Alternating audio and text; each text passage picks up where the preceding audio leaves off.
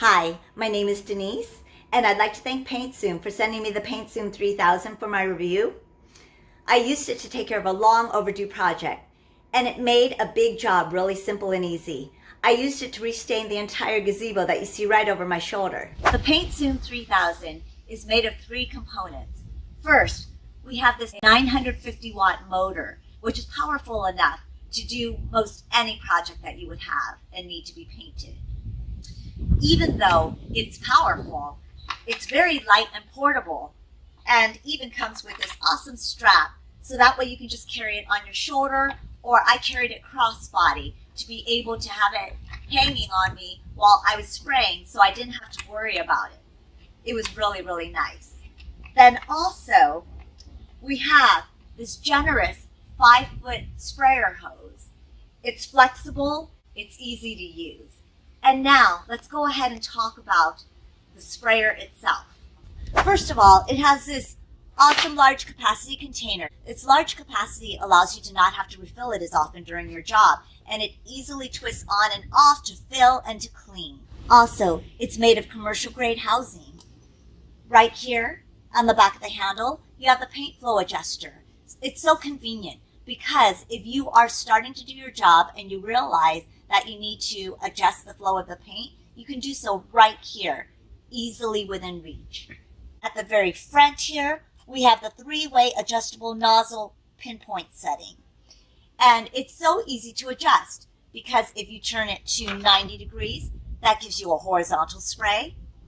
180 degrees, that gives you a vertical spray.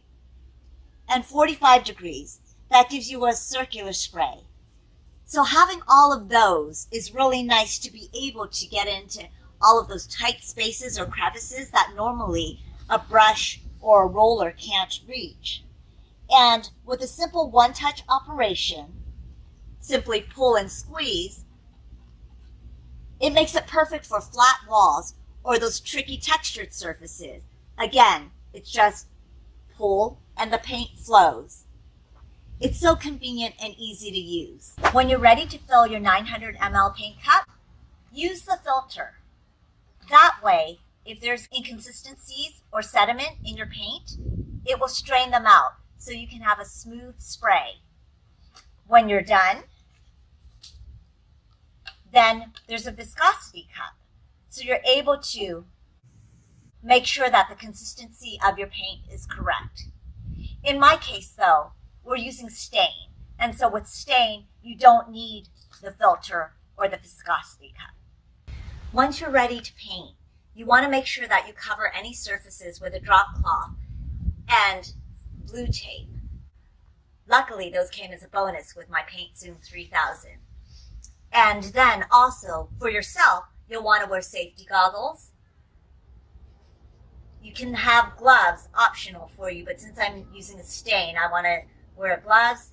And always, though, make sure that you wear a mask for safety so you're not breathing in any of the fumes.